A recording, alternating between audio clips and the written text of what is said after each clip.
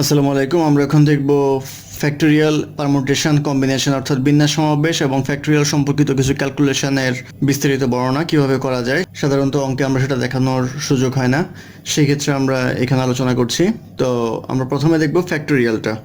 Factorial বলতে কি বোঝায়? ফ্যাক্টরিয়াল যখন আপনারা দেখবেন তখন দেওয়া থাকে এরকম, যেমন আমরা লিখতে পারি 5 ফ্যাক্টরিয়াল, একটা বিস্ময়সূচক চিহ্নের মতো থাকে। এটাকে আপনারা এভাবেও লিখতে পারেন। এটা কিন্তু কোণের মতো না, এটা হবে সোজা। কোণ হবে এরকম, যে এ ডিগ্রি কোণ, এক কোণ যদি এরকম হয় তাহলে এরকম হবে, কিন্তু এটা হবে সোজা। প্রশ্নের পরীক্ষায় আপনারা এইভাবেও লিখতে পারেন অথবা এইভাবেও দিতে পারেন। তো এইভাবে দেওয়ার চেয়ে এইভাবে দেওয়াটা বেটার, কারণ হচ্ছে এভাবে দিলে এক সময় 51 মনে হতে পারে, অথবা 2 ফ্যাক্টরিয়াল লিখলেন সেই ক্ষেত্রে এক সময় আপনার 21 মনে হতে পারে, সেই ক্ষেত্রে ক্যালকুলেশন ভুল হওয়ার সম্ভাবনা বেশি থাকে। তো আপনারা চেষ্টা করবেন 2 ফ্যাক্টরিয়াল এভাবে লেখার জন্য। তো আসলে আমরা ফ্যাক্টরিয়াল আলোচনা ছিলাম। ফ্যাক্টরিয়াল বলতে বোঝায়, এখন যদি আমরা লিখি 5 ফ্যাক্টরিয়াল, তাহলে 5 ফ্যাক্টরিয়াল বলতে বোঝাবে 5 থেকে 1 পর্যন্ত যে সংখ্যাগুলি আছে সিরিয়ালি, অর্থাৎ 5, 4, 3, 2, 1 এই সংখ্যাগুলি গুণ করলে তার গুণফল যা হবে সেটা, এই কয়টা সংখ্যা গুণ করলে আসবে 120, অর্থাৎ ফ্যাক্টরিয়াল 5 ইকুয়াল টু 120। একইভাবে যদি আমরা ফ্যাক্টরিয়াল 3 বের করি তাহলে আমরা পাবো 3 ইন্টু 2 ইন্টু 1, অর্থাৎ 6 হবে ফ্যাক্টরিয়াল 3 এর সমান। আবার যদি আমরা ফ্যাক্টরিয়াল 4 বের করি তাহলে আমরা পাবো 4 into 3 into 2 into 1 equal to পাবো 24। তো এখন একটা জিনিস খেয়াল করেন, 4 ফ্যাক্টরিয়ালের মধ্যে আমাদের দেখা যাচ্ছে 3 টু 1, এইটুক যদি আমরা ধরি, দেখেন এইটার উপরের ফ্যাক্টরিয়াল 3 এর সাথে মিল আছে, সেই ক্ষেত্রে আমরা এটাকে লিখতে পারি 4 ইন্টু 3 ফ্যাক্টরিয়াল। তো এখন আমরা শিখব কিভাবে এটা ইলাবোরেট করতে হয়, অর্থাৎ 7 ফ্যাক্টরিয়াল দেওয়া আছে, এটাকে আমরা লিখতে পারি 7 into 6 into 5 into 4 into 3 into 2 into 1। এখন একটা জিনিস খেয়াল করেন, 6, 5, 4, 3, 1 এই কটা গুণ করলে আমরা এটাকে 6 ফ্যাক্টরিয়াল লিখতে পারি। সেই ক্ষেত্রে 7 ফ্যাক্টরিয়ালকে 7 ইন্টু ফ্যাক্টরিয়াল 6 লেখা যায়। অথবা এরকমও করা যেতে পারে যে আমি এইটুক করবো না, এইটুকু নিব, 5, 4, 3, 2, 1। সেক্ষেত্রে আমরা 7 ইন্টু 6 ইন্টু 5 ফ্যাক্টরিয়াল এটা লিখতে পারি। এটা আমরা কখন করব? এটা আমরা কাটাকাটি করার সুবিধার জন্য করব। যখন অঙ্ক আসবে কম্বিনেশন অথবা পারমুটেশনের, আমাদের ফর্মুলা ফেলানোর পরে এরকম একটা হিসেবে আসতে হবে যে উপরে নিচে কাটাকাটি করতে হয়, সেই ক্ষেত্রে আপনাদের এই ক্যালকুলেশনটা মাথায় রাখতে হবে। ফ্যাক্টরিয়াল যদি একটু দেখি তাহলে 1 ফ্যাক্টরিয়াল আমাদের আসবে 1, 2 ফ্যাক্টরিয়াল মিনিং হচ্ছে 2 ইন্টু 1,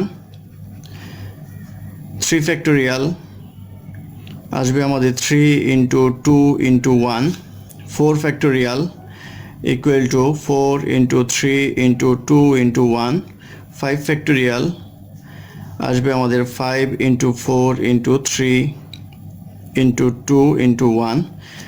একইভাবে যদি আমরা করি 9 factorial equal to 9 into 8 into 7 into 6 into 5 into 4 into 3 into 2 into 1, এভাবে আমাদের আসবে। তো 9 ফ্যাক্টরিয়াল যদি আপনারা ক্যালকুলেটরে করেন তাহলে পাবেন 3628880, অর্থাৎ এটা একটা বিশাল মান চলে আসলো। একইভাবে যদি 11 ফ্যাক্টরিয়াল আপনারা করেন তাহলে পাবেন 3991680। তো ফিগারটা অনেক বড়, যেটা ক্যালকুলেটর ছাড়া করা প্রায় অসম্ভব সেক্ষেত্রে, এবং সময় সাপেক্ষ। পরীক্ষায় যেহেতু আপনাদের যে অঙ্কগুলো করতে হবে সেগুলো ফ্যাক্টরিয়াল থেকে ভেঙে ভেঙে করতে হবে, সেই ক্ষেত্রে এইভাবে যদি আপনারা করেন তাহলে অঙ্ক করতে অনেক সময় লেগে যেতে পারে এবং কিছু কিছু অঙ্ক হবেই না শেষ পর্যন্ত। আরেকটা জিনিস বলে রাখি, 0 ফ্যাক্টরিয়াল যদি কখনো থাকে কোনো পরীক্ষায়, 0 ফ্যাক্টরিয়াল ইকুয়াল টু 1, এটা সবসময় মনে রাখবেন যে ফ্যাক্টরিয়াল 0 ইকুয়াল টু 1, এটা এইভাবে আসতে পারে যে বিস্ময়সূচক চিহ্ন দিয়ে 0 ফ্যাক্টরিয়াল ইকুয়াল টু 1, এটা মনে রাখবেন। এটা অবজেক্টিভ এমসিকিউতে আসতেই পারে যে 0 ফ্যাক্টরিয়াল ইকুয়াল টু কত, তখন যে এটার পাশে 0 গুণ করলে 0 হয়ে যাবে সেরকম কিছু না। এখন আমরা দেখব পারমুটেশনের কিছু ক্যালকুলেশন। পারমুটেশনের ক্ষেত্রে ধরো যাক যে এ বি সি ডি এই 4টা অক্ষর রয়েছে, এই 4টা অক্ষর দিয়ে 3টা অক্ষরের শব্দ তৈরি করতে হবে। তাহলে এটা কি কি করা যেতে পারে? এ বি সি ডি অথবা বি এ সি ডি, এইভাবে করা যেতে পারে। তো এটা আমরা যদি পারমুটেশনের মাধ্যমে করি তাহলে আমরা দেখব টোটাল নাম্বার আছে এখানে 4টা, অর্থাৎ অক্ষর আছে 4টা, আমাদের নিতে হবে 3টা নিয়ে সাজাতে হবে। তো সাজানোর ক্ষেত্রে আমরা লিখব 4 পারমুটেশন 3। তো 4 পারমুটেশন 3 ক্যালকুলেশনের ক্ষেত্রে আমরা ক্যালকুলেটরে করলে খুব সহজে আসবে, যেহেতু পরীক্ষায় ক্যালকুলেটর দেওয়া হবে না সেই ক্ষেত্রে আপনাদের অবশ্যই সূত্র অনুসারে করতে হবে। সূত্রটা হচ্ছে NPR equal to factorial n divided by n minus r factorial, অর্থাৎ এই n ফ্যাক্টোরিয়াল উপরে লিখতে হবে আর n মাইনাস r ফ্যাক্টোরিয়াল নিচে থাকবে। তো এখানে n হচ্ছে 4, তাহলে 4 ফ্যাক্টোরিয়াল আর নিচে থাকবে 4 মাইনাস 3 ফ্যাক্টোরিয়াল। তো 4 মাইনাস 3 1 হয়, ফ্যাক্টোরিয়াল কখনো কমন যায় না এবং এমন লেখা যায় না যে 4 ফ্যাক্টোরিয়াল মাইনাস 3 ফ্যাক্টোরিয়াল, এরকম লেখা যাবে না। সেক্ষেত্রে এটা আসছে 1, এটা আসবে 4 ফ্যাক্টোরিয়াল। তো 4 ফ্যাক্টোরিয়াল আমরা জানি 24, সেই ক্ষেত্রে ফ্যাক্টোরিয়াল 1 দ্বারা ভাগ করলে 24 হবে এটার আনসার, অর্থাৎ 24 ভাবে সাজানো যাবে। আর যদি বলতো যে 4টা থেকে 3টা করে নিতে হবে, সাজানোর বিষয় না, যে কোনো 3টা যে কোনোভাবে নিলেই হবে, তখন আমরা করতাম কম্বিনেশনে যদি করি তাহলে কম্বিনেশনের সূত্র হচ্ছে NCR equal to factorial n divided by r factorial n minus r factorial.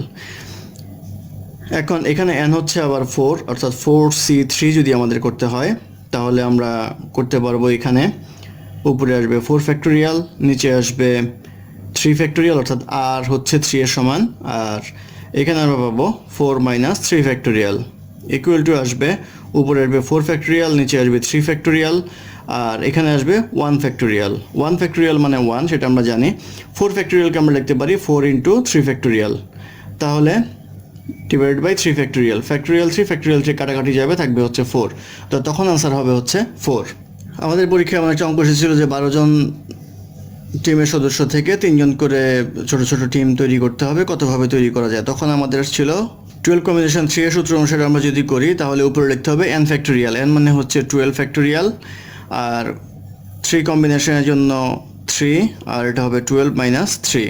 তো এটা ক্যালকুলেট করলে 12 ফ্যাক্টোরিয়াল আর নিচে থাকছে 3 ফ্যাক্টোরিয়াল, আর এটা থাকছে আমাদের 9 ফ্যাক্টোরিয়াল। এখন আমরা যদি 12 ফ্যাক্টোরিয়াল বের করি, 12 ফ্যাক্টোরিয়াল বের করে বিশাল মান আসবে, সেই ক্ষেত্রে সেভাবে আমরা করব না, আমরা কাটাকাটি করার চেষ্টা করব। তাহলে 12 ফ্যাক্টোরিয়ালকে লিখতে পারবো আমরা 12 ইন্টু 11 ইন্টু 10 ইন্টু 9 ফ্যাক্টোরিয়াল। আমাদের উদ্দেশ্য হচ্ছে নিচে যেহেতু 9 ফ্যাক্টোরিয়াল রয়েছে সেহেতু 9 ফ্যাক্টোরিয়ালের সাথে কীভাবে কাটাকাটি করা যায়। এখানে যদি 8 ফ্যাক্টোরিয়াল থাকতো তাহলে আমি আরেকটা পিছিয়ে যেতাম, অর্থাৎ 9 ইন্টু 8 ফ্যাক্টোরিয়াল লিখতাম।